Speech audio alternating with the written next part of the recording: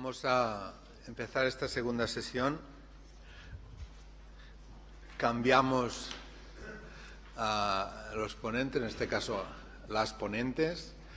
Cambiamos un poco también la perspectiva, pasamos de un enfoque desde la historia a un enfoque desde el derecho, pero seguimos con el mismo tema y de manera, yo creo, muy complementaria con lo que se ha dicho hasta ahora.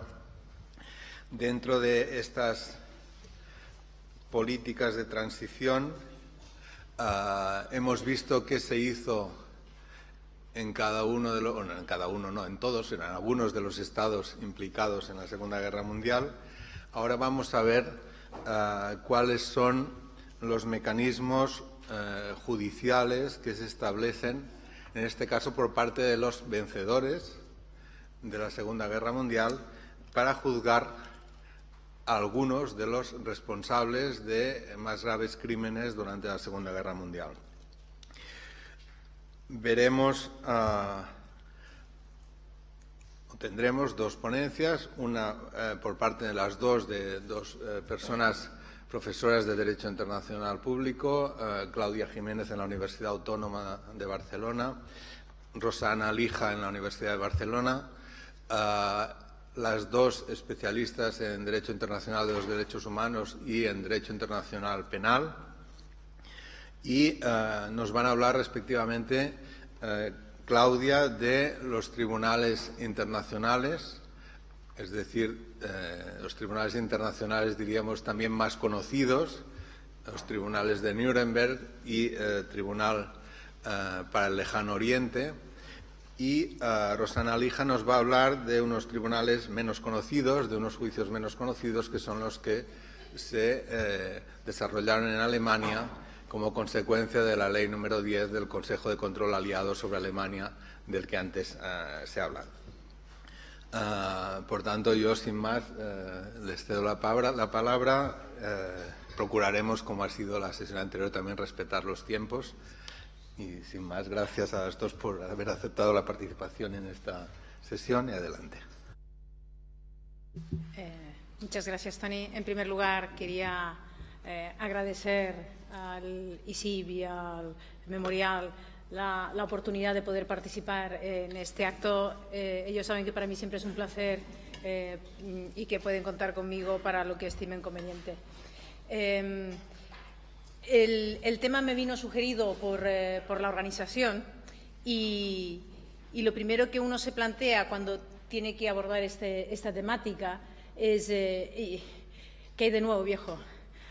Estamos hablando de algo que da la impresión de que es tan conocido que parece que ya todo se sabe y que es lo que uno puede explicar para no ser reiterativo. Pero, por otro lado, yo creo que la historia también nos enseña, con el permiso de los profesores de historia, la historia también nos enseña que nunca acabamos de aprender, que por mucho que lo sepamos y que parece que lo sepamos, pues es que no aprendemos. Y entonces a veces pues también está bien repetir algunas cosas, con lo cual mi ponencia, mi presentación será un poco cosas que supongo que todos sabemos, pero que creo que vale la pena recordar, y quizás, ojalá, alguna que otra novedad para alguno de los asistentes. Bien, el encargo era abordar los tribunales militares internacionales y he intentado además ceñirme a esta temática porque en el conjunto ya veremos cómo vamos abordando diferentes aspectos de la misma época. Ya lo hemos visto esta mañana y por tanto, intentaremos hacer algo complementario.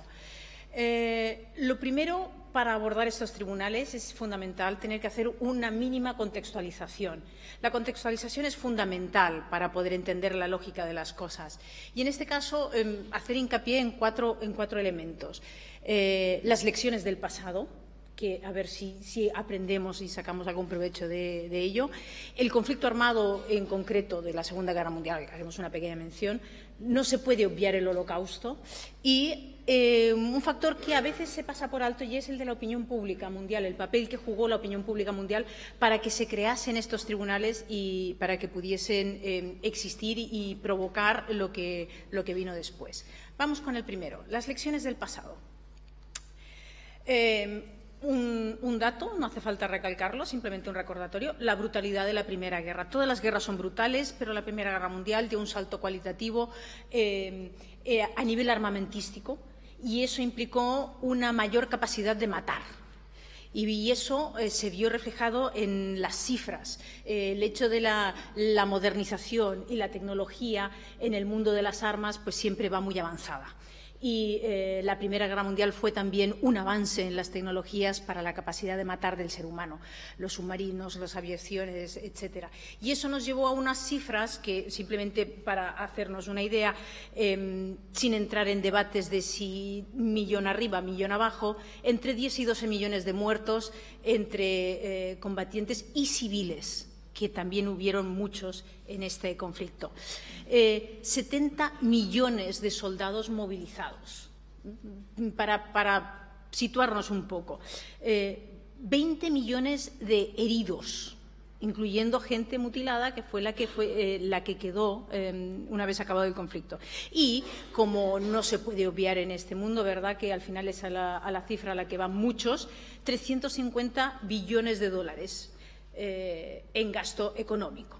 Eso equivalía a entre el 13 y el 14% del PIB de los países que participaron, que lo hicieron a base de deuda pública, deuda e inflación. De ahí el contexto que tuvimos de entreguerra. Bien. Un segundo factor importante, y a veces que pasa un poco más desapercibido, teniendo en cuenta lo horroroso que fue el conflicto armado y lo mucho que llegó a la población, que se sintió en las poblaciones que no solo la sufrieron, sino que vieron a sus parientes víctimas de ella, era exigir responsabilidades. Y surge ya en la Primera Guerra Mundial la idea de exigir responsabilidades de alguna manera a aquel que provocó todo aquel conflicto, al que se le imputaba. No necesariamente es una persona, pero sí que a veces se puede figurar en alguien. Estamos hablando de un jefe de Estado. Bien, pues qué manera de pedirle responsabilidad a el jefe de Estado, que en este caso era el Kaiser. Bien,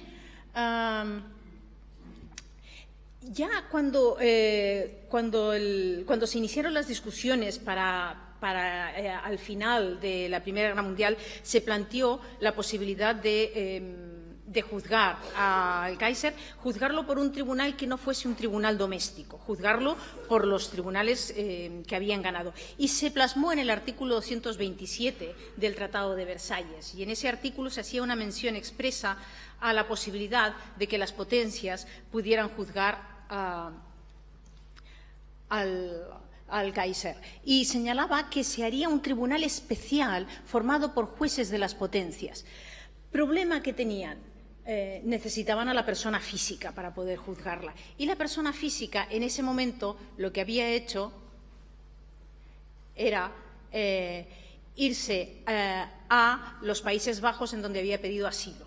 Los Países Bajos, que también era una monarquía, evidentemente no solamente le consideraron un asilo, sino que además le dieron una pequeña chabola para que se fuera a vivir. No sabemos si la pagó él o se la pagó Países Bajos, no vamos a entrar en esto. Un pequeño castillito en la provincia de Dorn. Allí se volvió a casar. Luego, cuando vino la Segunda Guerra Mundial, felicitó a Hitler cuando invadió París. Y posteriormente, en el año 41, murió de una embolia pulmonar a los 82 años. Fue sepultado en el mausoleo que hoy es objeto de visita de los monárquicos que quedan alemanes. Evidentemente, esta situación de impunidad llamaba la atención a aquellos que en la Segunda Guerra Mundial, cuando estaban acabando, veían que no querían volver a ver este tipo de resultado. Y junto a eso hubo otro factor también en la Primera Guerra Mundial, un primer intento, que fue efectuar juicios a responsables de crímenes de guerra. Dado el arsenal militar que se había utilizado, la violación de unas normas básicas de la guerra que se habían planteado, la necesidad de juzgarlos. Y aquí también hubo un poco de un tira y afloja. Hubo una comisión, se creó una comisión para que valorase la posibilidad de hacer un tribunal internacional. La comisión dijo que sí, pero Al igual que sucede hoy en día, hubieron algunos países que no estuvieron de acuerdo. En ese momento eran Estados Unidos y Japón los que se opusieron a la creación de este tribunal. Y, por tanto, se optó por que se juzgase en los tribunales, a los responsables, en los tribunales de su país, como se hace siempre. Pues si usted es alemán, pues que sea juzgado por un tribunal alemán por los crímenes de guerra que ha cometido. Y eso fue lo que hicieron. Y entonces esta comisión que investigó llegó a la conclusión de que podían haber 12.000 casos potenciales de ser perseguibles. ¿Y qué pasó? Pues que de esos 12.000, como podéis ver, 896 fueron objeto de acusación, 12 personas fueron procesadas y finalmente tuvimos la honrosa cifra de 6 condenados a entre 1 y 4 años. Esto no es hacer justicia. Genera más bien el efecto contrario. La idea de para esto mejor ni lo haga, porque tiene un puntito de hazme reír para aquellas personas que confiaban en este elemento. Todos estos factores estaban presentes en los aliados cuando estaba acabando la Segunda Guerra Mundial. Un segundo factor a tener en cuenta, el conflicto armado en sí, el conflicto armado en la Segunda Guerra Mundial. Primera cuestión, la proximidad a la Primera Guerra Mundial. Hay solo 20 años de diferencia entre ellos. Con la inflación que había habido, con la cercanía del daño sufrido, toda la gente todavía tenía muy vivo el recuerdo de una guerra y, por tanto, se veía el fracaso del intento de paz que se había intentado lograr, ¿no? ¿Para qué hicimos la Primera Guerra Mundial? Ahora tenemos la Segunda. Además, fue un conflicto global. Adquirió aún mayores dimensiones que la Primera Guerra Mundial. Se pensaba que eso no era posible y sí que lo era. Fue un conflicto que abarcó muchas más zonas y, además, nuevamente, los ingenios militares demostraron que la capacidad de matar todavía podía ser mayor. En 20 años se avanzó muy poco, pero se consiguió tener una bomba atómica. ¿Eso qué provocó? Pues provocó que las cifras de fallecidos se calculasen que fuesen entre 50 y 70 millones de víctimas, con un agravante, que si miráis en la cifra, donde veis la cifra de los aliados, veréis que el 58% eran civiles. Por eso se habla a veces de guerra total. La guerra llegó a la población civil utilizada como objetivo militar.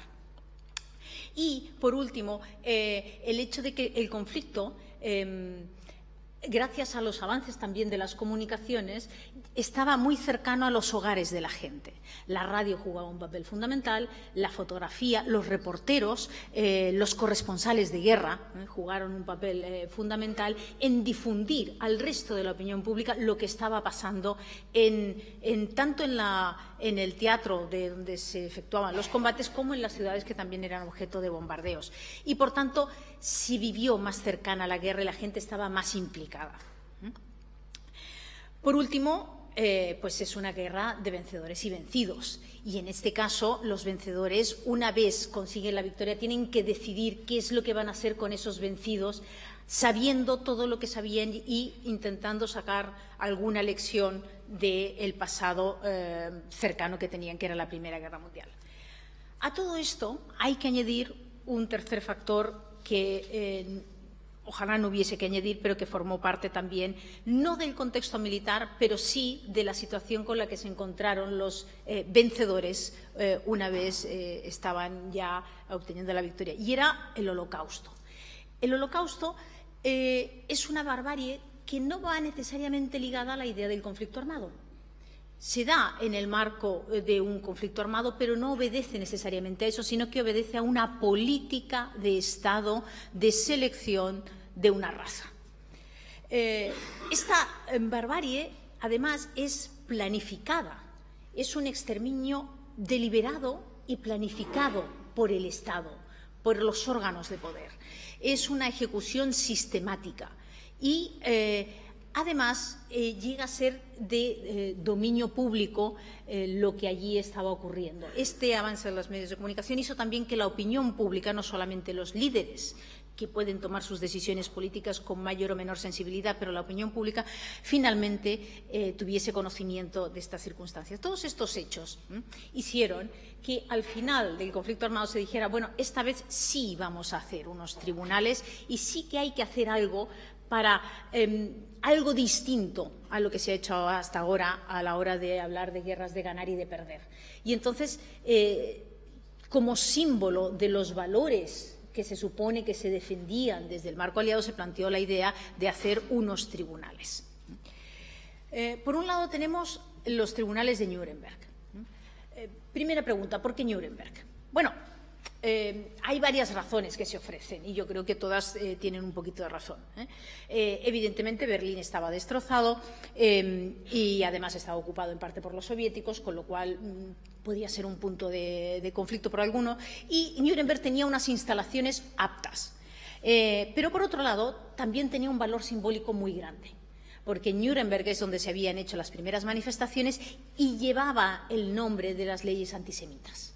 Y, por tanto, era una manera también simbólica de dar un ejemplo de que en esa ciudad se podían hacer otras cosas. Perdón.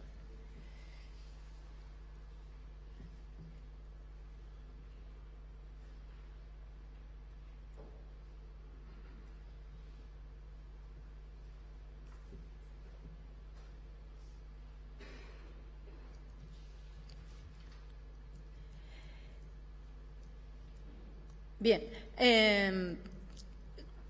¿cuál es la base jurídica para poder seguir con los tribunales de Nuremberg? La base jurídica fue el Acta de Londres, el acuerdo. Ya se había venido hablando antes, y yo creo que mi compañera ya lo comentará, en algunas otras reuniones que se habían hecho, ya desde el año 42 que se estaba planteando la idea de qué hacemos con los enemigos. Los estados cautivos de Europa ya habían planteado la necesidad de que se hiciera justicia.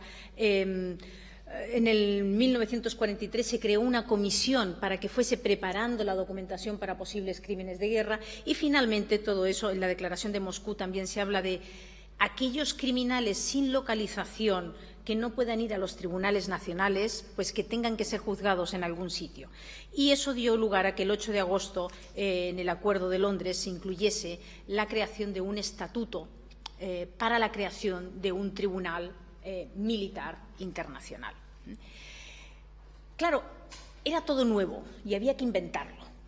Y entonces, ¿qué decidieron? Bien, pues un tribunal formado pues por los vencedores. Eso es algo que va así y se compone, por tanto, de los 4 países. El tribunal se compone de los miembros de las 4 potencias. Cada potencia nombraba a un juez y también los fiscales. Por tanto, teníamos 4 equipos, no 4 fiscales, 4 equipos de fiscalía que se encargaron cada uno de cada cargo y un equipo de jueces también de las 4 nacionalidades. Los juicios se iniciaron en noviembre del 45 y finalizaron en octubre del 46. Por tanto, estamos hablando de un año, a lo largo de un año, este proceso. Por otro lado, tenemos Tokio, es decir, el Tribunal Militar Internacional de Extremo Oriente. Porque, como decimos, la guerra era global y, por tanto, también teníamos otra zona que era especialmente sensible para los países que habían sufrido. Tenemos que tener en cuenta que Estados Unidos entró con el ataque de Pearl Harbor y, por tanto, la idea de extenderlo también hacia los otros vencidos para ellos era fundamental. En este caso, a diferencia de Nuremberg, la base jurídica, en cambio, para crear este tribunal no fue un acuerdo de las 4 potencias. En el caso de Japón, como se habló esta mañana, hubo una potencia ocupante que fue Estados Unidos, quien lideraba la máxima autoridad era el general MacArthur y, por tanto, la máxima autoridad ocupante del territorio decidió o firmó con la aquiescencia y las negociaciones que llevaba con los otros países aliados, la creación de un tribunal militar internacional. Habían conversaciones previas desde el año 43 entre China, Reino Unido y Estados Unidos para la creación de este tribunal. No lo hizo porque sí, pero era quien tenía la competencia y quien tomó la iniciativa. Y, además, quien lo pagó, porque fue quien puso los fondos para la creación del tribunal. Este tema. La composición del tribunal, para esa imagen de tribunal internacional, pues contaba con 11 jueces de 11 nacionalidades distintas en función de los países que habían tomado parte en el conflicto armado. Si bien eran 11 jueces de diferentes nacionalidades, pero la Fiscalía, la Secretaría y la organización del tribunal era toda estadounidense. Y el tribunal se inicia el 3 de mayo del 46 y acaba el 4 de noviembre del 48. Por tanto, el tribunal de Tokio, de hecho, aunque es muchísimo menos conocido que el de Nuremberg, duró 2 años, duró el doble que el tribunal de Nuremberg. De hecho, se celebraron 417 sesiones hasta llegar a la conclusión de una sentencia, cuando en el tribunal de Nuremberg se realizaron 256. En el tribunal de Tokio se escucharon a 419 testigos y se tomaron 779 declaraciones. Se registraron 4.336 documentos. En el de Nuremberg se manipularon 3.000 toneladas de papeles como documentación. La diferencia obedece en parte, y esto es algo a lo que volveré, es que en los tribunales de Nuremberg el peso de la Fiscalía recaía sobre la documentación que habían hecho los alemanes, y en cambio en el de Tokio también había mucha más parte de testigos. Bien, los crímenes. ¿Cuáles eran los crímenes? Los crímenes era, el primero era el de conspiración en alguno de los siguientes crímenes. Lo había puesto en cuarto lugar en el PowerPoint, por eso pone de los anteriores, pero de hecho era el primero, que era la conspiración, el complot, el plan común. Este fue un crimen muy polémico que se puso por insistencia de Estados Unidos, con reservas por parte de Francia y por parte de la Unión Soviética, porque es muy difícil el elemento probatorio del plan común o el complot pensando para la comisión de un crimen, cuando lo que vas a iniciar es un conflicto armado que no está claro que lo sea. Era más fácil el crimen contra la paz como tal, porque entonces se podían coger pactos como el de Brian Kellogg, tenían una parte normativa, el Tratado de Versalles, y decir que se ha violado esa norma. Y por tanto era más fácil encontrar una fundamentación. Pero Estados Unidos había insistido muchísimo en el punto del complot o la conspiración. Por tanto, el segundo crimen, el crimen contra la paz, es decir, desencadenar una agresión. Tiene mucho mérito también aquí que el impulsor también de este crimen fuera Estados Unidos, dado que, como veréis, pues es uno de los no impulsores del crimen de agresión en la Corte Penal Internacional. El tercer crimen, el crimen de guerra, que era el crimen que ya se había planteado que podía haber en la Primera Guerra Mundial. Había bastante ya normativa a la que cogerse, los convenios, el convenio de La Haya de 1907 y la normativa de 1899, y por tanto la violación de las formas de combate. Y esto era la parte más sólida a la hora de querer construir un tribunal, y por tanto esto contaba con bastante aquiescencia.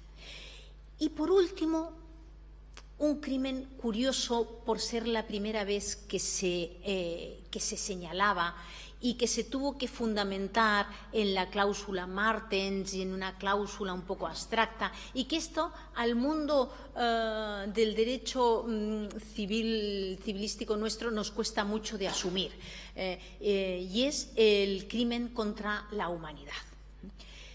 ¿Era necesaria esta construcción? Sí, porque sin esta construcción era imposible perseguir a los criminales nazis por el genocidio, por el holocausto, porque el holocausto no es un crimen de guerra, no obedece a las relaciones de combatiente, no tiene que ver necesariamente con el conflicto armado, por eso lo señalaba antes. De ahí la necesidad de tener que hacer esta construcción en base al derecho natural, extraerlo de las normas, buscar las vías, que en el mundo anglosajón, en el common law, les cuesta menos también, hay que decirlo, ¿no? De ir contra, violar las normas de humanidad más básicas.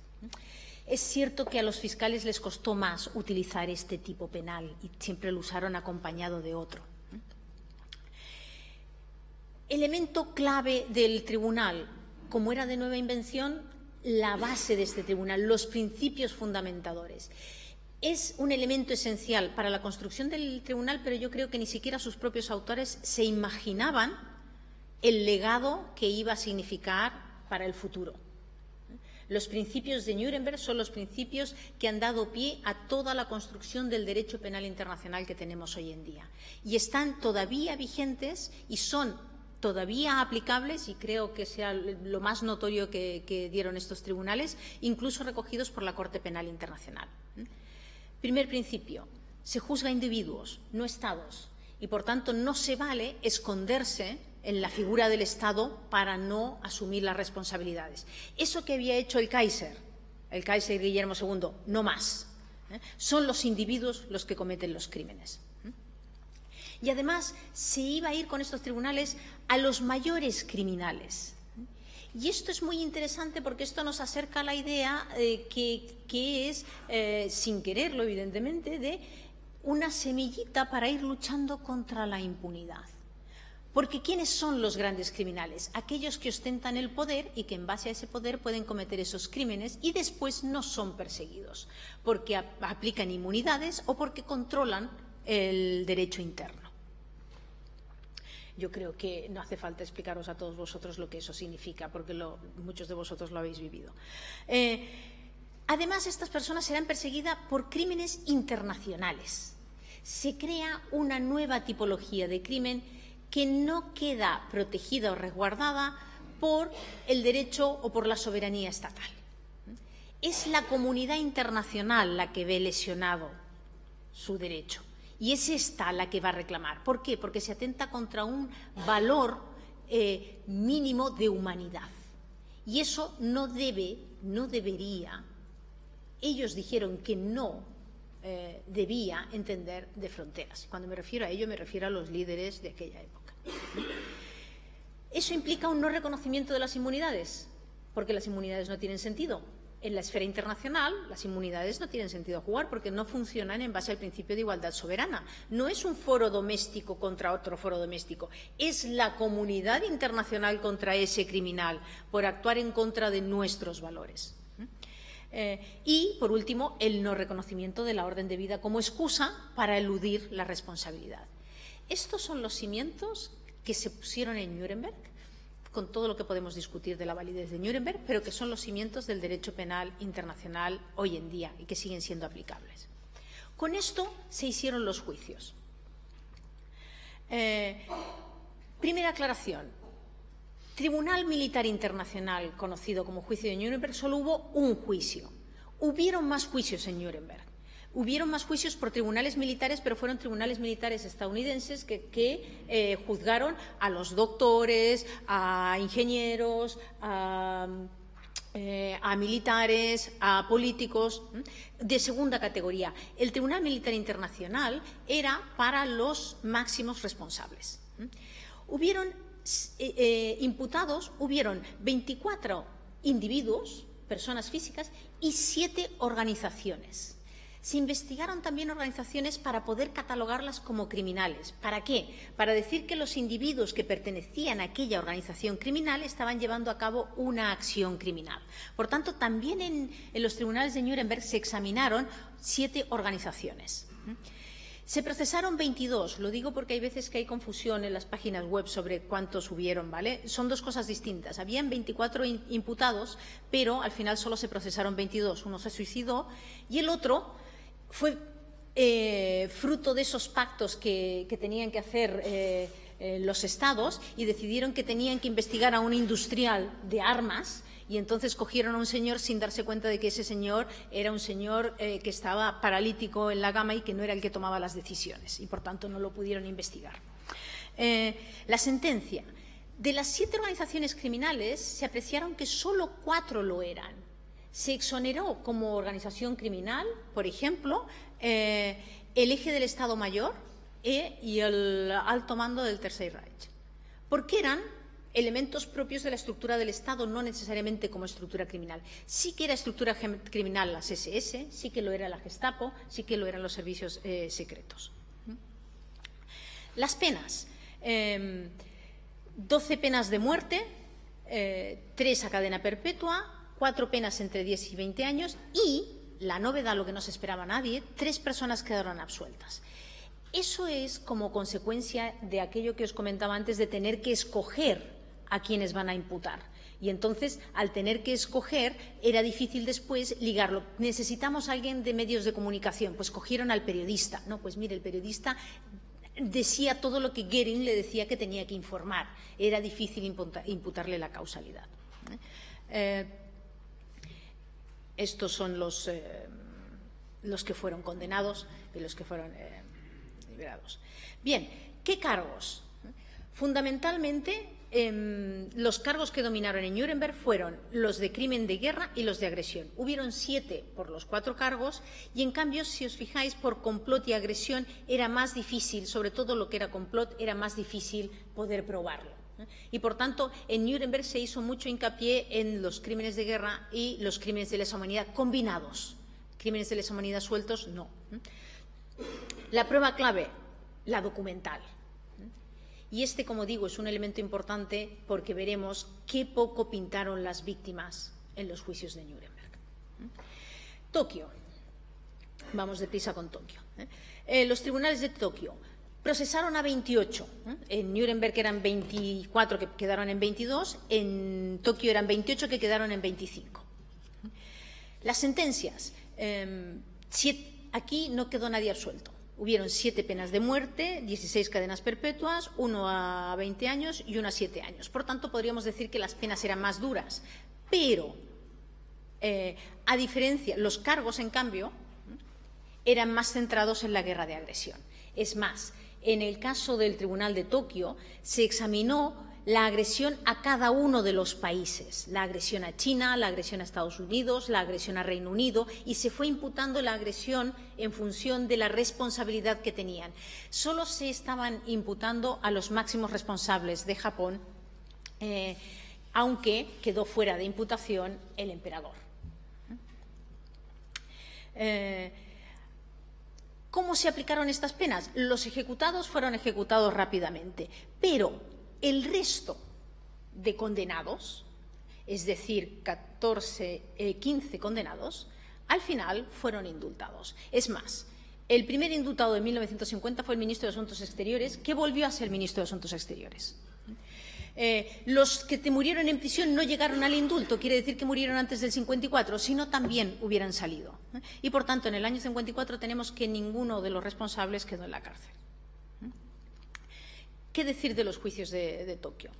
Se centró principalmente en la Guerra del Pacífico. Los temas más relacionados con la ocupación de China, la ocupación de Corea, fueron atendidos por tribunales nacionales de esos países, en alguna medida, o sencillamente quedaron impunes. En cuanto a los crímenes de guerra, se centraron sobre todo en el tema de los prisioneros, en los presos de guerra. Todas las condenas por crímenes de guerra iban relacionadas con los presos.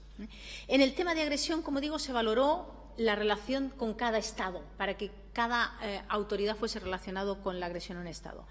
Y se eludieron juzgar varios crímenes. Es decir, hubo una selección a la hora de imputar y, por ejemplo, algo que fue especialmente notorio, se dejó de imputar el crimen por experimentación y uso de armas químicas. Eso implicó que quedó fuera del tribunal militar el escuadrón 731, tristemente famoso, porque es el escuadrón que se dedicó a la experimentación con personas, con prisioneros, y al uso de armas químicas, probándolo en agua potable y en alimentos, sobre determinadas poblaciones. ¿Por qué no se hizo? Bueno, Estados Unidos, que tenía pleno conocimiento, ofreció inmunidad a los que trabajaban en este escuadrón a cambio de que le facilitase información sobre las armas químicas. Y eso les permitió quedar impunes, al menos ante el Tribunal de Tokio. Se obvió el procesamiento del emperador y su familia. Este también fue un tema especialmente importante en el caso de Tokio, porque evidentemente podía ser el máximo responsable, pero en un telegrama secreto que mandó MacArthur señalaba que el emperador era el aglutinador. Sin el emperador aquel país se desintegraría y además necesitarían, creo que decía, harían falta 1 millón de soldados, porque el grado de venganza que tendremos era tan grande que políticamente no conviene juzgar al emperador. La valoración, el legado. Y con esto acabo. Valoración de positivo y negativo, si él me da permiso. Bien. Valoración. A favor. El camino que abre. El camino que abrió los tribunales de Nuremberg y de Tokio, por el mero hecho del camino que abren, ya justifican su existencia. Y esto creo que es un punto de partida fundamental. En el ámbito jurídico nos dotó de instrumentos para poder perseguir a los criminales internacionales. Luego viene que los jueces y los países los quieran usar o no, pero tenemos los instrumentos. Antes no teníamos ni siquiera los instrumentos. Se genera la responsabilidad internacional del individuo. Ya no vale esconderse en los foros domésticos ni en las obediencias debidas. Hizo una construcción del principio de legalidad adaptado a ese ámbito, que nos libera un poco para poder funcionar y poder perseguir este tipo de crímenes en las circunstancias en las que se dan. Que no quiere decir que no exista un principio de legalidad, quiere decir que se adapta a la sociedad en la que se tiene que aplicar. Es más propio del modelo anglosajón y nadie se atreve a decir que el common law no tiene principio de legalidad.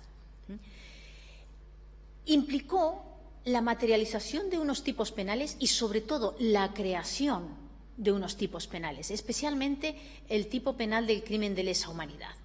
El tipo penal del crimen de lesa humanidad permite emancipar determinadas actuaciones de un conflicto armado. No necesitamos que haya un conflicto armado para encontrar situaciones de crimen de lesa humanidad. Lo vuelve civil la posibilidad de la persecución. Permite marcar una línea roja a los dirigentes respecto de su población a la hora de tener que actuar. No requiere la intencionalidad que el genocidio requiere. Para cometer un genocidio tienes que tener la voluntad de querer exterminar un grupo. El crimen de lesa humanidad no exige eso. Exige simplemente el contexto de un grupo, una matanza sistemática o generalizada. Y su origen consuetudinario permite irse adaptando al proceso evolutivo de la maldad humana, porque es un crimen que tiene un ámbito contextual y luego se pueden ir rellenando los ámbitos específicos. Esta posibilidad es lo que ha permitido, y por eso digo que vale la pena, luchar contra la impunidad, y ha permitido la construcción de una comunidad internacional, y ha permitido a los tribunales de derechos humanos, a los tribunales internacionales de derechos humanos, poder actuar. Y eso lo encontramos en la Corte Interamericana en el caso de Barrios Altos y también en el caso de Almonacid de Arellano, lo encontramos en el Tribunal Europeo de Derechos Humanos y lo encontramos en los foros domésticos. Es ese tipo penal y es esa actuación penal la que sirvió a Argentina para acabar con las leyes de punto final, la que sirvió a Uruguay para acabar con la norma constitucional y la que sirvió a Perú para enjuiciar a Fujimori. Pero no es oro todo lo que reluce, lo que tiene luces tiene sombras. Dicho esto, valoración en contra. Personalmente, Tribunal de Nuremberg, Tribunal de Tokio, no es un modelo a seguir. No es un modelo a seguir, no es un buen modelo, pero sí que sirve para sacar provecho y aprender de los errores. Yo creo que eso sí, y deberíamos aprender de los errores. No sirve ni para hacer justicia, ni para reconstruir la paz, ni tampoco cumple la función social que debería cumplir. Por eso no creo que sea el modelo a seguir, por esos tres motivos. No respetó el principio de legalidad. En ese momento se creó el tipo de lesa humanidad, importantísimo, pero se enjuició ex post facto. No se dieron garantías procesales. Las garantías procesales mínimas que implican que estemos ante un juicio, ante un órgano judicial. Eso es fundamental no era propiamente un tribunal internacional y el Tribunal de Tokio todavía menos. Es más, en el Tribunal de Tokio 3 jueces que participaron en un voto disidente dijeron esto no es un tribunal, esto es un juicio de vencedores a vencidos, es otra cosa, y eso es desvirtuar la justicia. Y eso es malo, ¿por qué? Porque deslegitima lo que ese tribunal hizo. Y prueba de ello es la actitud de Japón de cara a la Segunda Guerra Mundial y de cara al no reconocimiento de las acciones militares. Y los replanteamientos en el ámbito también de los nuevos fascismos y nazismos que van saliendo. Solo los crímenes de un bando, la elección de los acusados fue política, el hecho de exonerar a los del escuadrón del 731, el hecho de no incluir al emperador, la elección entre los actos juzgados y no juzgados. Las Comfort Women de Corea todavía hoy están esperando que Japón diga algo y Japón no reconoce, porque no asume. El uso de armas químicas no lo reconoce, no lo asume. Todo eso quedó pendiente de estos tribunales. Eso hace una legitimidad fácilmente cuestionable y eso se gira en contra de estos tribunales.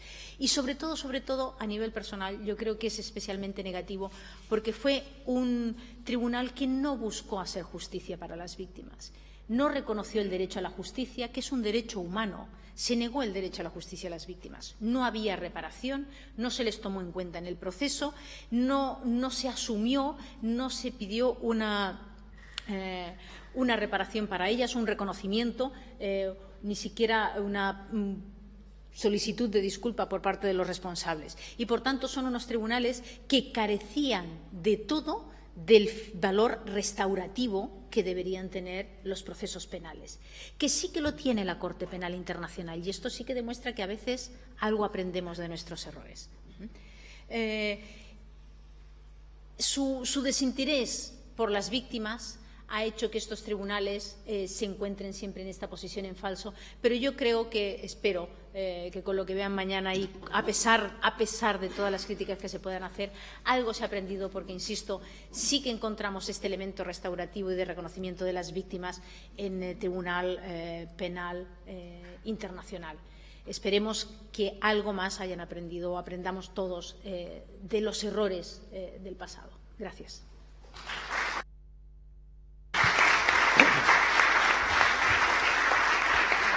Muchas gracias. A continuación tiene la palabra Rosana Alija. Muchas gracias, Toni. Siento el aliento del moderador ya antes de empezar. Querría dar las gracias en primer lugar a l'ICIB y al Memorial Democràtic por darme la oportunidad de participar en este coloquio, a los que normalmente vengo como asistente. Así que es un placer y un orgullo poder estar en este lado de la mesa. También le voy a dar las gracias a Claudia por hacerme el contexto, porque eso que hemos ganado, no pensaba entrar en ello, pero nos sitúa mucho mejor en lo que quiero comentar ahora. Yo les confieso que tengo el alma un poco dividida en relación con lo que les voy a exponer aquí ahora. Para que se hagan una idea, entre 1945 y 1949, más de 5.000 nazis fueron condenados por tribunales de Estados Unidos, de Reino Unido y de Francia. A ese número habría que añadir, además, las cifras no existentes, pero no hay cifras oficiales, ni siquiera semioficiales, de los juzgados por tribunales soviéticos, aunque es cierto que se habla de que fueron decenas de miles. Para hacernos una idea de lo que pudo haber sido, a falta de estas cifras, en 1955, en el marco del acuerdo entre la Unión Soviética y la República Federal de Alemania, 8.877 nazis que habían sido condenados fueron liberados. O sea que con esa cifra, como mínimo, podemos contar 8.877. Igualmente, habría que añadir a esta lista todos los nazis que fueron juzgados, o todos los criminales conectados con el nazismo, para ser más precisa, que fueron juzgados por terceros países. Estas cifras creo que dan una buena medida del esfuerzo que emprendieron los aliados para castigar las atrocidades que se habían cometido en la Segunda Guerra Mundial por Hitler y por sus acólitos. Y, por tanto, ponen de manifiesto que hacer justicia fue una de las grandes prioridades en la Segunda Posguerra Mundial, lo que entiendo o considero que es un dato positivo. Ahora bien, la parte negativa de todo esto es que este esfuerzo condujo a que en la segunda mitad de la década de los 40 Europa asistiera a lo que podríamos llamar una industrialización de la justicia. La respuesta penal contra los crímenes nazis va a ser expeditiva, va a ser contundente y ello va a acarrear, en no pocas ocasiones, que adolezca de adecuadas garantías judiciales. Y también que, como ya se comentaba en relación con el Tribunal Militar Internacional, a veces sea más una justicia, haya más un espíritu de venganza que un auténtico espíritu de hacer justicia. Estas ideas voy a intentar desarrollarlas a lo largo de la presentación, que, como vengo así a las bravas, en el estilo tradicional y sin PowerPoint, bueno, trataré de estructurar en 3 partes bien marcadas, ¿no? Comenzaré, bueno, de hecho, claro que en realidad voy a hacer algo que no había previsto en un primer momento, voy a hacer algo más amplio de lo que inicialmente preveía y que es lo que quedó reflejado en el título, porque de hecho lo que voy a intentar es hacer una especie de marco general de lo que fueron los procesos penales en Europa en la segunda mitad de los años 40, intentando dar una visión resumida, pero lo más completa posible dentro de ese resumen. Esa será la primera parte de la presentación. Hablaré también de… Mentira, la primera parte será el marco normativo. A continuación haré un planteamiento de lo que fue, una perspectiva de lo que fue esa aplicación en la práctica de los procesos penales en los distintos estados europeos. Y, por último, intentaré hacer un ejercicio de retrospectiva y evaluar todo este proceso desde la perspectiva de la justicia y, más concretamente, desde una perspectiva de justicia transicional. Empiezo entonces con el marco normativo. Ya lo comentaba Claudia, así por encima, a lo largo de la Segunda Guerra Mundial va a haber una serie de declaraciones en las que ya se va a ir afirmando que los juicios nazis no van a quedar sin castigo, pero si hay que destacar alguna, digamos que la autoridad para poder celebrar procesos penales por parte de los Estados aliados en las zonas de ocupación se estableció de forma genérica en la declaración conjunta que hacen las 4 potencias en el marco de la Conferencia de Moscú en octubre de 1943. En esta declaración se afirma, como ya decía Claudia, que los criminales, digamos que se establecen como 2 líneas de actuación. Por una parte, los criminales alemanes que hayan cometido delitos que no tengan una localización geográfica determinada serían juzgados a partir de una decisión conjunta de las potencias. El resto de criminales, oficiales, militares, civiles, que hubieran cometido crímenes básicamente en territorios ocupados, serían entregados a esos países para que allí fueran juzgados.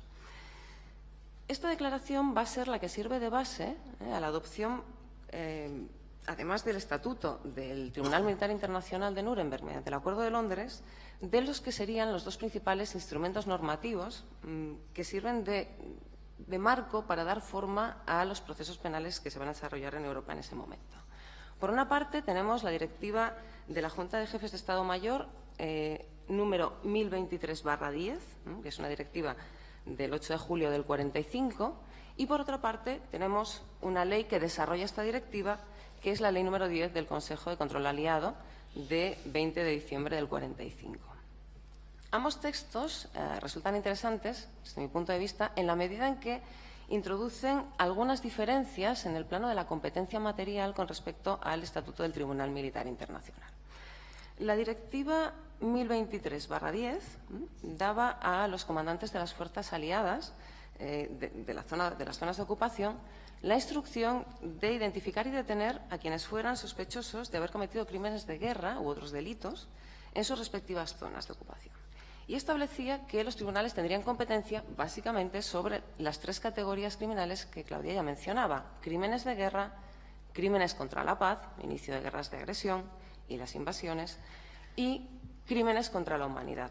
La principal diferencia que establece la directiva es que la fecha crítica que marca para la competencia sobre los crímenes contra la humanidad no es la que utilizó el Tribunal Militar Internacional de Nuremberg, que fue el 1 de septiembre del 39, que es la fecha de la invasión de Polonia, básicamente el inicio de la Segunda Guerra Mundial, sino el 30 de enero de 1933, que es el día, la fecha en la que Hitler es nombrado canciller del Reich. Por lo tanto, se amplía significativamente el marco temporal dentro del cual se podrían juzgar crímenes que hubieran sido cometidos por el nazismo. Como decía antes, el contenido de esta directiva va a ser posteriormente desarrollado por la Ley número 10 del Consejo de Control Aliado. Esta ley lo que pretende es establecer un marco legal común para los juicios en las zonas ocupadas contra personal civil y militar alemán de rangos medios e inferiores. Los grandes jerarcas son juzgados en el Tribunal Militar Internacional, los que iban por debajo serían juzgados mediante esta ley. Al igual que hace la directiva, al igual que hace el Estatuto del Tribunal Militar Internacional, prevé 3 grandes categorías criminales crímenes contra la paz, crímenes de guerra, crímenes contra la humanidad y, además, a estos hay que añadir la pertenencia a un grupo o una organización que hubiera sido declarada criminal por el Tribunal Militar Internacional.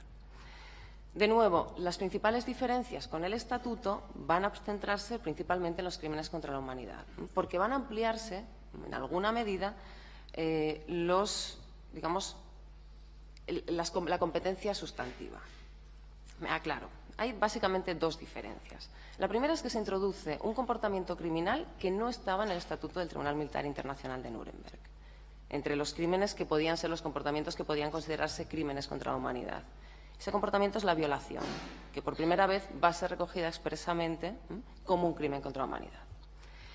La segunda variación, y esta variación es importante, es quizás la más relevante, porque ya va a dar autonomía conceptual a los crímenes contra la humanidad, es que, a diferencia de lo que hacía el Estatuto del Tribunal Militar Internacional, que exigía que los crímenes contra la humanidad se hubieran cometido en conexión con un crimen contra la paz o con un crimen de guerra, la ley número 10 va a eliminar esa exigencia de nexo. Ya no hace falta, para poder apreciar un crimen contra la humanidad, que tengamos que demostrar, además, que se ha cometido un crimen de guerra o un crimen contra la paz. Por lo tanto, el crimen contra la humanidad puede ser enjuiciado autónomamente. Hay que tener en cuenta, de todos modos, y aquí es donde empiezo a expandir, digamos, el objeto de la presentación con respecto al título, hay que tener en cuenta que la ley número 10 del Consejo de Control Aliado, que se adopta el 20 de diciembre del 45, no es realmente incorporada como base jurisdiccional en las zonas de ocupación hasta 1946.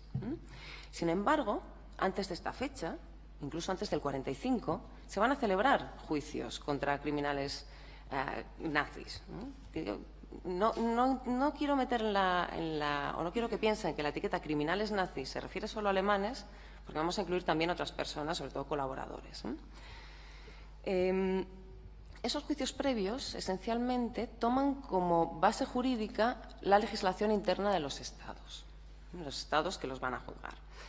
Claro, esto plantea algunos problemas desde el punto de vista técnico, al menos a dos niveles. Por una parte, plantea problemas en cuanto a la competencia de los tribunales, porque en muchos casos los hechos que se van a juzgar, incluso por las potencias ocupantes, no se habían cometido en el territorio del Estado que juzgaba. Luego pondré ejemplos para verlo más claro. Y, en segundo lugar, también plantea problemas en cuanto al alcance de los cargos, porque se tenían que limitar a los crímenes de guerra. Porque en este momento, en esos primeros juicios que se celebran, la categoría de los crímenes contra la humanidad ni se había inventado todavía como tal. De hecho, el primer juicio que se va a celebrar se celebra por los soviéticos en 1943. O sea, estamos hablando ya todavía de 2 años antes. Se celebra ante un tribunal militar soviético en la ciudad de Krasnodar. Este juicio, en realidad, no plantea mayores problemas competenciales en la medida en que los acusados eran todos nacionales soviéticos. Básicamente eran rusos y ucranianos que habían estado al servicio del Einsatzgruppe D y, por tanto, habían colaborado con los alemanes durante la invasión alemana de la Unión Soviética. Por lo tanto, insisto, no hay un problema competencial, porque podemos utilizar tranquilamente el criterio tradicional de la territorialidad. Estamos castigando los hechos en el territorio donde se han cometido e incluso podríamos añadir criterios también normales, habituales, como es el de nacionalidad activa. Las personas que cometían estos delitos eran nacionales soviéticos, o nacionalidad pasiva, las víctimas eran nacionales soviéticas.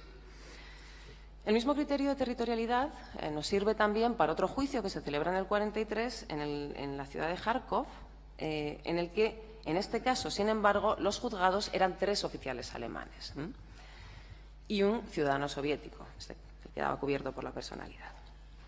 Claro, ¿qué pasa con los juicios que celebran británicos y estadounidenses antes de que tengamos la ley de Consejo Aliado número 10?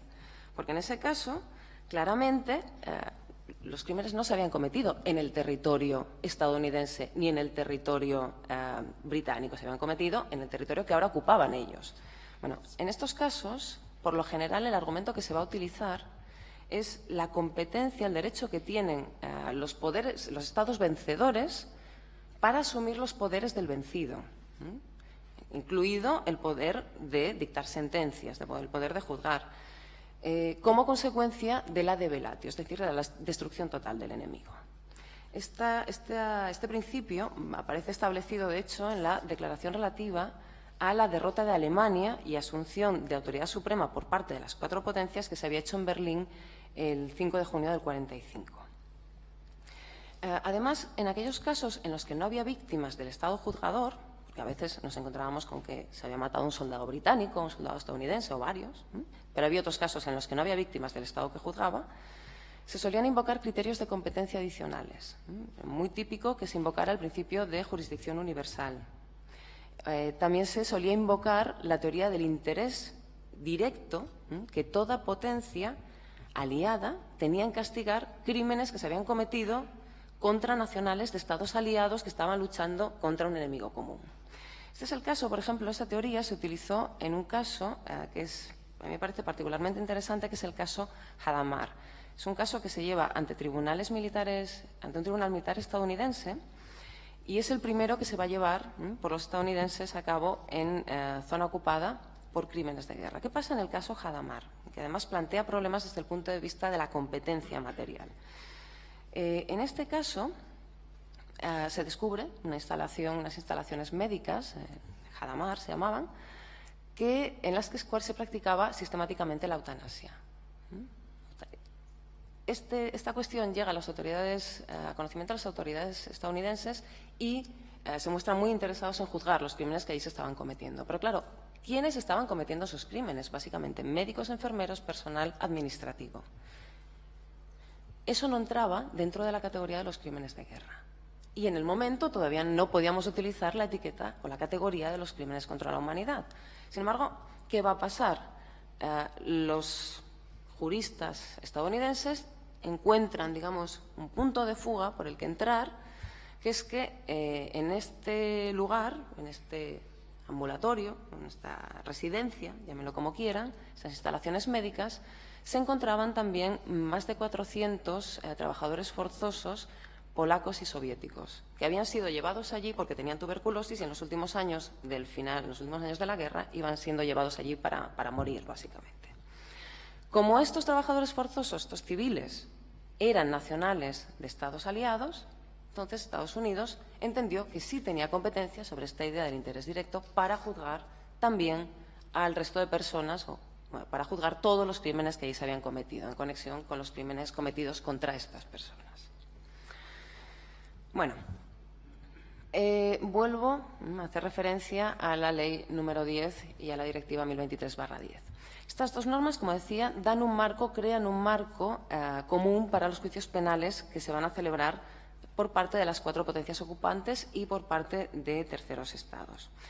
Voy a hacer un repaso más o menos general, digamos, de la aplicación de estas leyes, de estas normas, en particular la Ley número 10 del Consejo de Control Aliado, para poder entender lo que implicaron. Y para eso intentaré hacer una especie de mapa, ¿no? Seguir un poco un criterio geográfico así por potencias y señalar lo que entiendo que son las grandes tendencias en los juicios que se van a seguir durante esta segunda mitad de los años 40.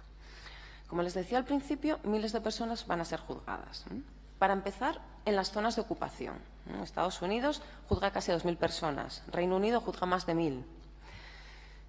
Yo diría que la potencia más sistemática, más organizada a la hora de celebrar procesos penales en su zona de ocupación y, desde luego, a la hora de registrar lo que pasa en esos procesos penales, y creo que esto es relevante por lo que comentaré hacia el final, fue Estados Unidos, sin duda. Los procesos ante tribunales estadounidenses, tribunales militares estadounidenses, se pueden agrupar, o se agrupan, de hecho, en 2 grandes bloques. A uno ya ha hecho referencia Claudia, son los juicios de Nuremberg subsiguientes. Y los otros son los juicios que se celebran en Dachau. Los primeros aprovechan las instalaciones, una vez más, del Palacio de Justicia de Nuremberg y allí los estadounidenses llevan a cabo entre 1946 y 1949 12 grandes procesos que van dirigidos contra representantes de distintos sectores de la sociedad alemana que de una u otra manera habían contribuido al funcionamiento del régimen nazi. 177 personas, entre médicos, industriales, miembros del Poder Judicial, miembros del Poder Ejecutivo, altos cargos militares, miembros de escuadrones móviles de la muerte, miembros del partido nazi, servicios de seguridad, van a ser juzgados en este bloque de juicios. En paralelo, entre 1945 y 1948, el campo de concentración de Dachau va a ser testigo de juicios que se van a llevar a cabo contra criminales de guerra en casi 500 procesos penales. Uno de estos procesos fue el que depuró responsabilidades penales por la masacre de Malmedy, a lo mejor lo conocen, mientras que los otros juicios se van a centrar en lo ocurrido en 6 campos de concentración, en Dachau, Buchenwald, Flossenbürg, Mauthausen, Mittelbau-Nordhausen y Mühldorf. Sobre estos 6 procesos voy a volver hacia el final de la presentación para entrar en ellos con un poco más de detalle, porque me parecen particularmente relevantes. Reino Unido también establece tribunales militares en la zona que ocupa, principalmente en Hamburgo, en Lüneburg y en Wuppertal, aunque hay juicios en otras ciudades, como Elten, Essen, Brunswick. Y además de juicios contra individuos concretos, también va a llevar a cabo juicios sobre campos de concentración. Quizás los más importantes o los más destacables son los conocidos como juicios de Belsen o juicios de Bergen-Belsen, que se ocupan de crímenes cometidos en distintos campos de concentración, en particular en Bergen-Belsen, pero en conexión con este también en Auschwitz. Al retirarse, las tropas nazis mueven a muchos prisioneros hacia Bergen-Belsen y, por tanto, lo que ocurrió en otros campos de concentración también es juzgado en este momento, en estos juicios. También se lleva a cabo el juicio por el campo de Neuengamme y los juicios relativos al campo de concentración de Ravensbrück, que es un campo femenino y que es, por desgracia, bien conocido de muchas deportadas catalanas. Este último juicio se va a celebrar por un tribunal mixto, interaliado. A esta lista se pueden añadir otros de campos de concentración menores, el de Gaggenau, el de Natzweiler, y quizás uno de los juicios que a mí me parece más interesante dentro de los británicos es el caso Ciclón B. Más que nada porque, rompiendo un poco la tendencia británica, que era juzgar militares u oficiales, civiles si acaso, civiles y militares, en este juicio se va a juzgar a industriales. Se va a juzgar al dueño de la empresa química Tesch und Stabenow y a 2 altos cargos de la empresa. Esta empresa era la principal proveedora del gas con el que se mató a 6 millones de personas en campos de concentración. Aunque estadounidenses y británicos concentran el grueso de sus juicios en sus respectivas zonas de ocupación, hay que decir que también celebraron juicios fuera de estas zonas. Es el caso, por ejemplo, del juicio que se celebra en Roma contra Anton Dostler o el juicio que se celebra en Venecia contra Kesselring, o el caso Almelo, que es otro caso para quienes trabajan estos temas bastante conocido, en Holanda. En el caso de la Unión Soviética y de Francia va a haber algunas diferencias con el planteamiento británico y estadounidense, básicamente porque estos 2 estados van a sufrir la ocupación alemana. Por tanto, tienden a concentrar el enjuiciamiento, o tienden a concentrarse en el enjuiciamiento de crímenes que se han cometido en su territorio. Hay juicios también en las zonas ocupadas. Los soviéticos, por ejemplo, llevan a cabo el juicio relativo al campo de concentración de Sachsenhausen en Berlín, que es uno de los más destacables quizás. Pero normalmente se van a ubicar en su territorio, en Moscú, en Riga, Francia, por todo el territorio.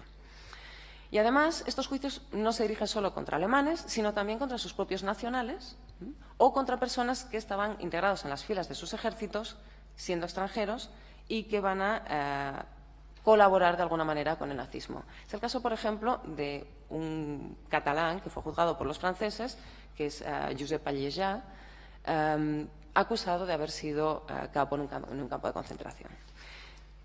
Estas circunstancias también van a condicionar que a menudo no se juzgue por crímenes de guerra, sino que se juzgue por delitos contra la seguridad del Estado, espionaje, traición, con lo cual también tenemos una diferencia importante con lo que han hecho las otras 2 potencias.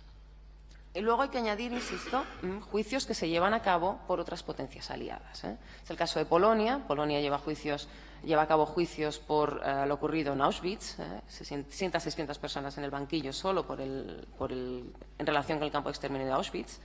Se van a llevar a cabo otros procesos por los campos de Majdanek, por el campo de Stutthof. En estos casos comienzan con tribunales mixtos, soviéticos polacos. En los sucesivos casos que se van a dar en relación con el campo de Stutthof ya va a ser únicamente tribunales polacos. Lo que ocurre en Auschwitz también es juzgado en Checoslovaquia, hay juicios en Bélgica, hay juicios en Noruega, incluido el de Kisling, hay juicios en Yugoslavia, juicios contra colaboradores, principalmente Grecia, Dinamarca, Países Bajos. Incluso Canadá llega a juzgar, a hacer juicios en territorio alemán. O sea que, digamos, todo el mundo está participando en este proceso de hacer justicia.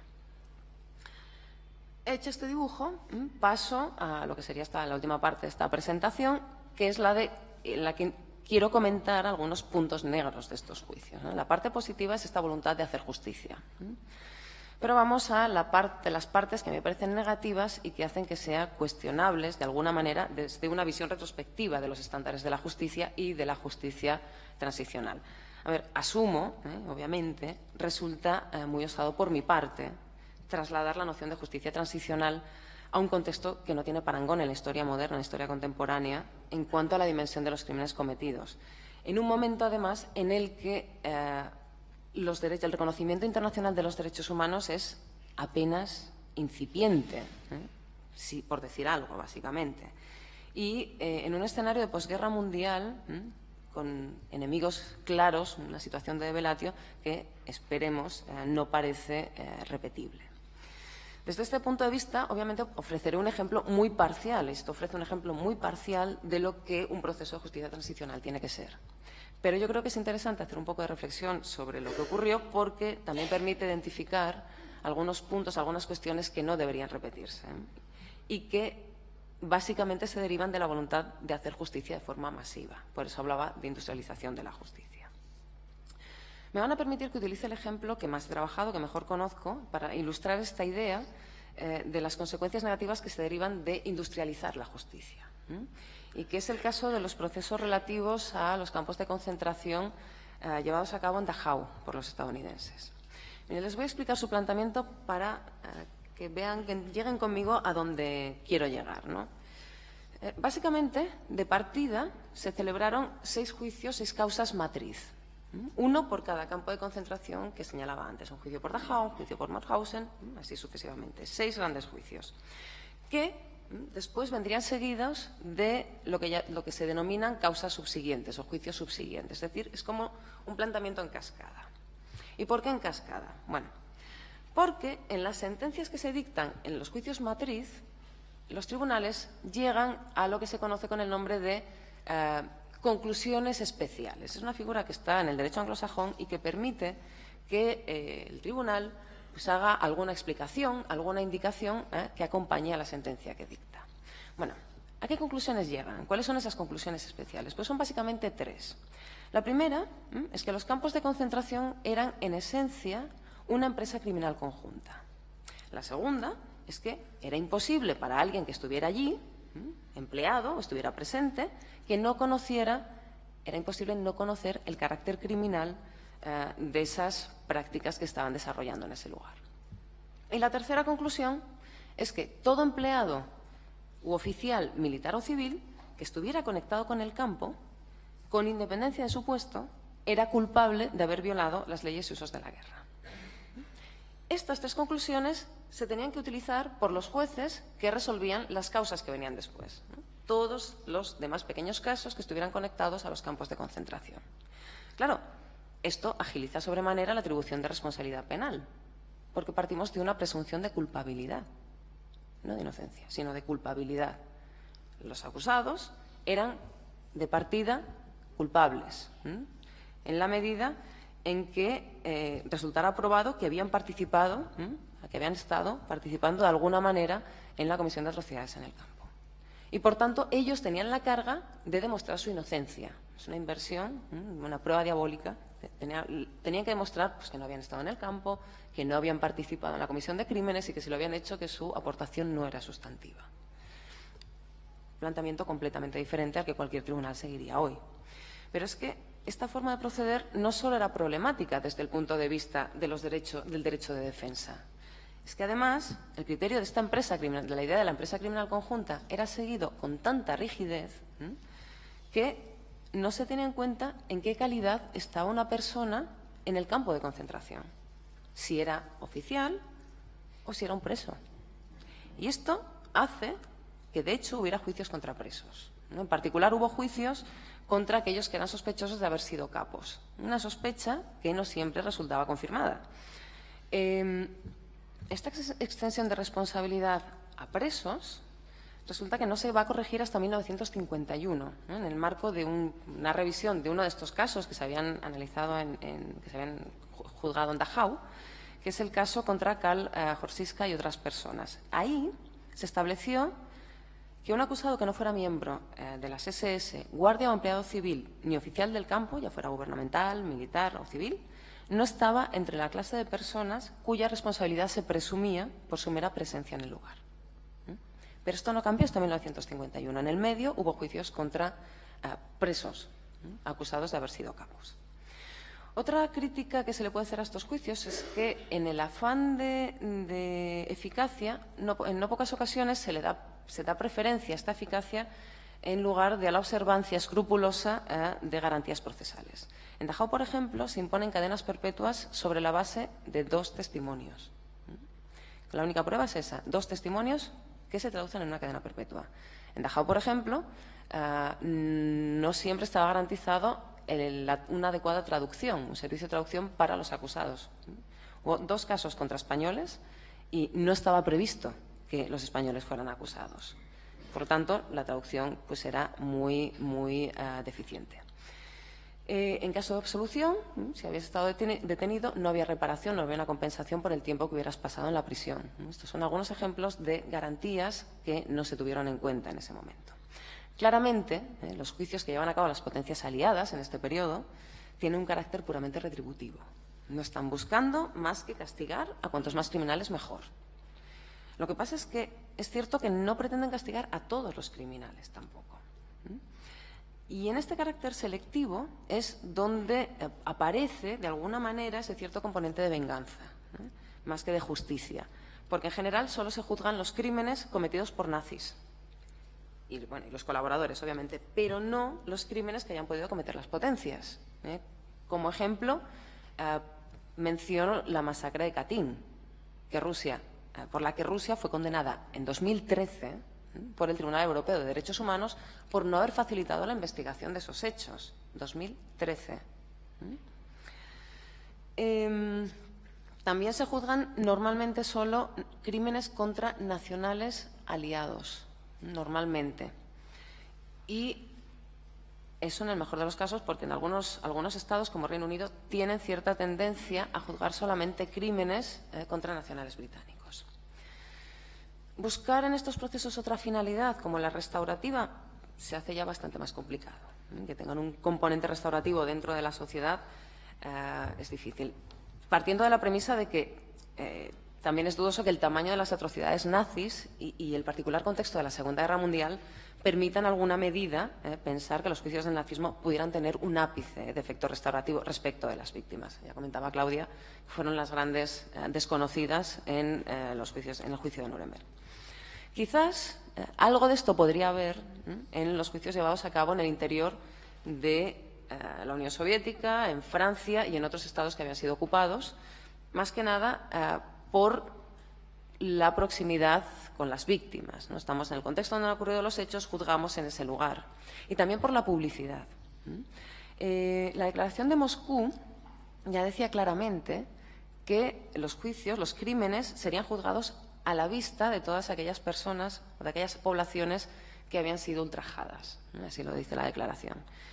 El juicio de Kharkov, al que antes hacía referencia, fue realizado ante un público que incluía, pues básicamente se componía de 6.000 personas, pobladores de la ciudad de Kharkov. Y, sin embargo, ese efecto restaurativo está muchísimo más atenuado en la sociedad alemana. Ahí no estamos buscando restablecer la confianza ni cosas que se le parezcan. En todo caso, sí que es cierto que permitieron saber lo que había ocurrido. Y, desde ese punto de vista, obviamente constituyen una inestimable contribución a la verdad y a la memoria. De hecho, ofrecer a la humanidad una crónica de los crímenes nazis es una de las prioridades, uno de los objetivos que aparece como objetivo declarado por parte de los estadounidenses en algunos documentos oficiales. Hay un memorando de 1945 que lo dice claramente, que ese es uno de los objetivos que se busca. Por último, desde la perspectiva de la prevención y de la disuasión, bueno, está claro que estos juicios buscan lanzar un mensaje al mundo de que hay crímenes que no, o hay atrocidades que no pueden quedar impunes. Por supuesto, van a sembrar una semilla de lo que a día de hoy pues, es el marco normativo internacional que se utiliza para luchar contra la impunidad.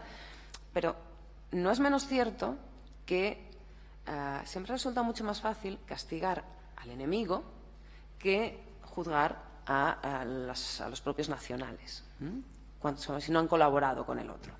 Y desde ese punto de vista, yo creo que el ímpetu punitivo del que hicieron gala las potencias en estos años inmediatamente posteriores a la Segunda Guerra Mundial se ha ido diluyendo un poco con el tiempo. Y a día de hoy yo creo que eso se pone de manifiesto en el hecho de que todavía estamos en fase de desarrollo, 70 años después, de un sistema normativo internacional completo, compacto, que no tenga porosidades para luchar contra la impunidad. Me parece que quizás los Estados ya deberían empezar a recuperar otra vez esas ganas que tuvieron en ese periodo de posguerra. Muchas gracias.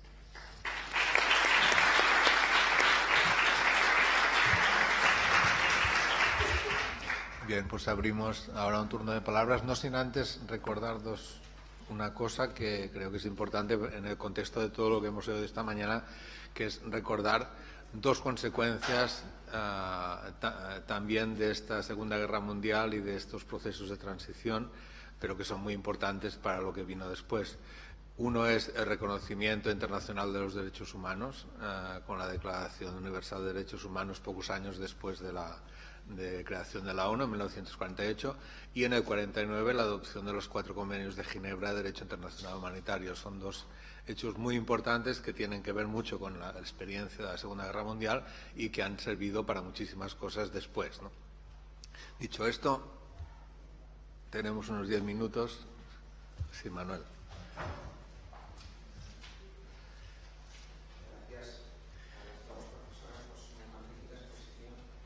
Y además es el germen, ¿no?, de lo que estamos hablando y escribiendo, no solo en la doctrina, sino en todos los tribunales nacionales e internacionales que pasó con Nuremberg, los principios, etcétera.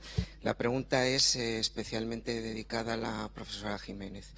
A ver si nos podía ampliar, por favor, en cuanto hablaba del principio de legalidad, alguna cuestión más, ¿no? Y sobre todo, muy especialmente dentro de las dos concepciones que hubo en Nuremberg sobre si se violó o no se violó, y a pesar de que muchos que reconocieron que se había violado se justificaba como un principio de justicia o por lo que fuera, si no cree también que al menos, no sé si para los crímenes contra la paz o crimen de agresión, pero al menos para los crímenes de guerra sí se podía sustentar también en alguna norma existente en aquel entonces, ¿no? Un poco, si podría ampliar en definitiva su visión sobre el principio de legalidad.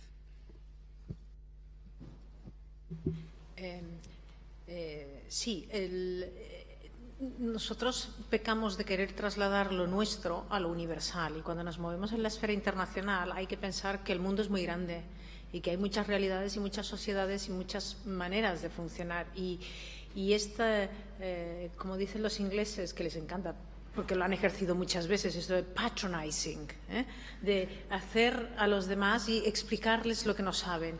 Estamos muy contagiados de esto. El principio de legalidad internacional es un principio adaptado al contexto internacional y parte de la premisa de que tiene que haber el conocimiento de la norma.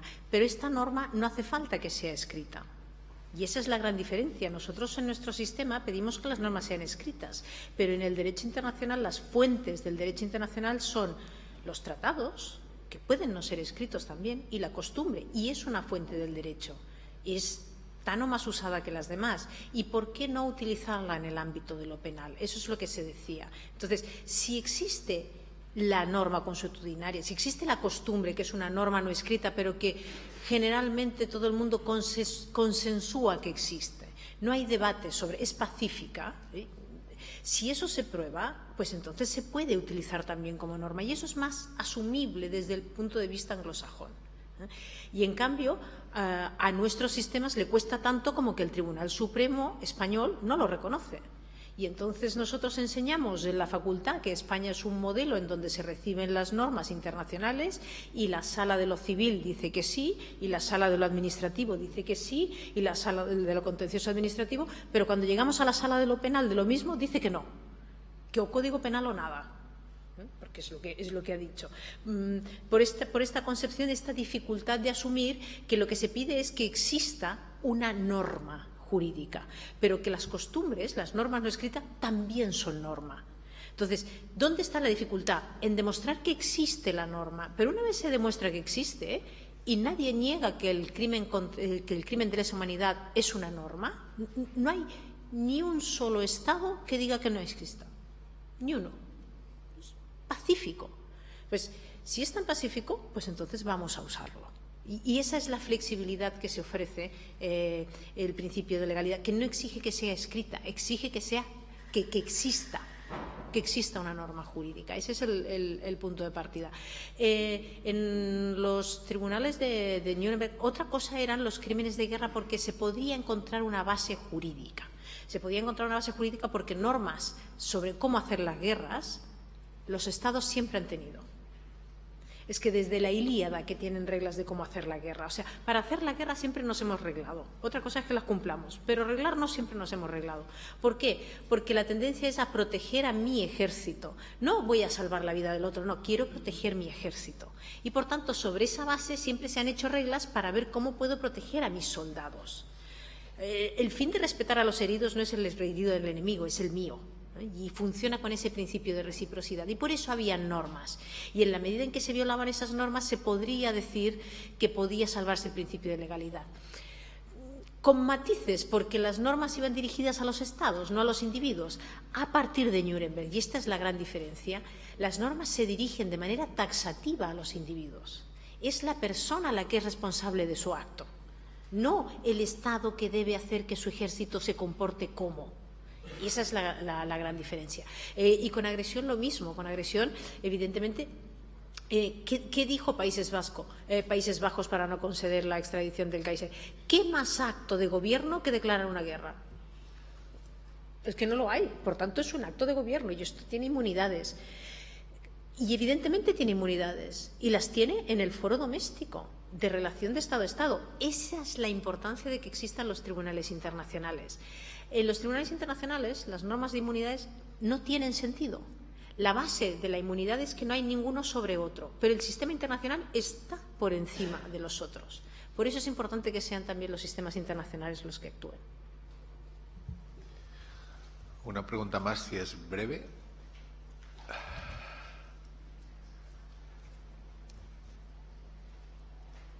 Venga, ánimo.